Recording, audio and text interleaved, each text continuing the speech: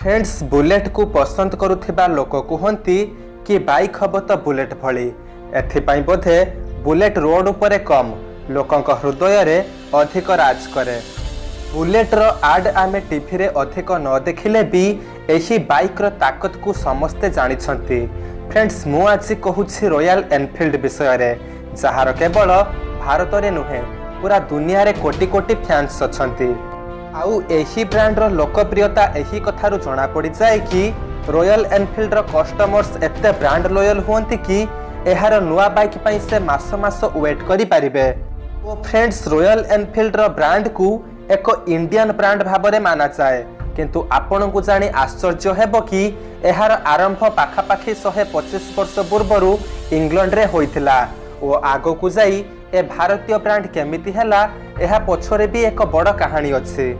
तो चलंतु फ्रेंड्स लोकंक हृदय रे राज करुथिबा एही ब्रांड रो सक्सेस स्टोरी को आमे आरंभ रु जानिबा। दोस्तों रॉयल एनफील्ड रो आरंभ आल्बर्ट एडी ओ आरडब्ल्यू स्मिथ 1892 मसीहा रे करिथिले ओ से समय रे एही कंपनी रो नाम थिला एडी मैन्युफैक्चरिंग लिमिटेड, जी कि सेते बेले आर्मी मानक पई बंधुकर छोट छोट पार्ट्स बनेबा काम करुथिला ओ परे आगो को जाई 1896 रे एडी मैन्युफैक्चरिंग अंतर्गत रे आउ एक कंपनी बना गला जहार नाम दिया गला the new Enfield cycle company. A company मुख्य रूप रे साइकिल और तार कंपोनेंट्स बनाउथिला। किछि वर्ष परे कंपनी किछि नुआ करिबा उद्देश्य रे आगो को बढ़िला ओ परे 1869 रे से 4 चकिया साइकिल बनेबा काम आरंभ कला ओ ता परे ठीक 2 वर्ष परे 1901 रे साइकिल रे इंजिन जोड़ी एनफील्ड निजर प्रथम मोटरसाइकिल लॉन्च कला जेउथिरे से मिनेरेभा नामक कंपनी रो इंजिन यूज करिथिला ओ परे 1903 रे एनफील्ड कंपनी कार प्रोडक्शन करिबा आरंभ कला, किंतु एही बिजनेस रे कंपनी को बहु लॉस सहिबा को पड़िला ओ एथिपाई से 1907 रे निज कार बनेबा कंपनी को ओल्ड एज नामक एक कंपनी को बिक्री करिदला, किंतु मोटरसाइकिल बनेबा कंपनी को कंसंट्रेट करिबा परे एनफील्ड को सबुठु बड़ सफलता 1914 रे मिलिला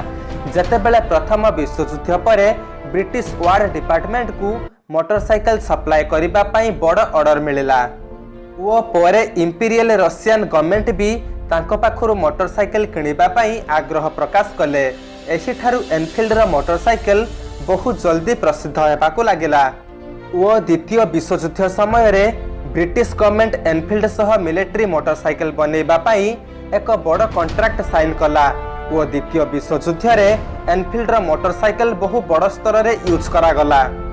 इंडिया को रॉयल एनफील्ड 1949 रे आसीथिला, किंतु लोक माने एहाकू 1954 रु पसंद करिबा आरंभ कले जेतेबेले इंडियन गवर्नमेंट एहाकू पुलिस और आर्मी पई एही बाइक रो यूज करिथिले ओ से समय रे 350 सीसी मॉडल रो 800 मोटरसाइकिल मगा जाइथिला। 1955 रे एनफील्ड कंपनी मद्रास मोटर्स सह पार्टनरशिप कला ओ एही परि भाबरे रॉयल एनफील्ड इंडिया रो आरंभ हैला। मद्रास मोटर्स प्रथम थर 350 सीसी रो रॉयल एनफील्ड रो मोटरसाइकिल बिक्री कला जहार कंपोनेंट्स से इंग्लैंड रो मगाउथिला ओ परे 1962 रे मोटरसाइकिल रो समस्त कंपोनेंट इंडिया रे बनेबा आरंभ हैला, किंतु आगो को जाई इंग्लैंड रे थिबा एनफील्ड कंपनी को जबरदस्त घाटा सहिबा को पड़िला ओ सेथि पई 1971 रे से कंपनी को बंद करिबा को पड़िला, किंतु भारत रे मोटरसाइकिल रो प्रोडक्शन जारी रखा गला। भारत रे भी एही कंपनी को घाटा हेउथिला एथिपाई एही कंपनी आगो को जाई आइचर मोटर्स लिमिटेड सह मर्ज होई गला ओ परे आइचर ग्रुप्स रो मालिक विक्रम लालंक पुओ सिद्धार्थ 2000 मसीहा रे आउटलेट्स ओ मार्केटिंग रो दम रे पुणी थरे एही मोटरसाइकिल रो सेल्स बढ़ाई देले। एहार मुख्य कारण से समय सह डिजाइन रो परिवर्तन करिथिले ओ एनफील्ड बाइकर्स मानक पई अलगा अलगा राइड भी ऑर्गेनाइज करूछि जहा द्वारा लोक मानक मध्य रे एही मोटरसाइकिल को नहीं क्रेज बढ़ुछि ओ आजिर समय रे एनफील्ड रो मोटरसाइकिल केवल भारत रे नुहे America, south Africa, Australia, Indonesia भली 50 रु अधिक देश रे बिक्री हुए। 2013 रे एनफील्ड रो 81,446 मोटरसाइकिल बिक्री हैला ओ 2014 रे 51% ग्रोथ सह पाखापाखि 1,23,018 मोटरसाइकिल बिक्री करागला ओ एबे 18 सेप्टेम्बर 2017 रे रॉयल एनफील्ड रो क्लासिक 350 और क्लासिक 500 रो बाइक लॉन्च करा जायछि। फ्रेंड्स जदि आपण रॉयल एनफील्ड बाइक नेबा को चाहुछंती बा आपणक पाखरे ऑलरेडी अछि हमकु कमेंट करी निश्चय जणाइबे। आपणक बहुमूल्य समय देबारु धन्यवाद।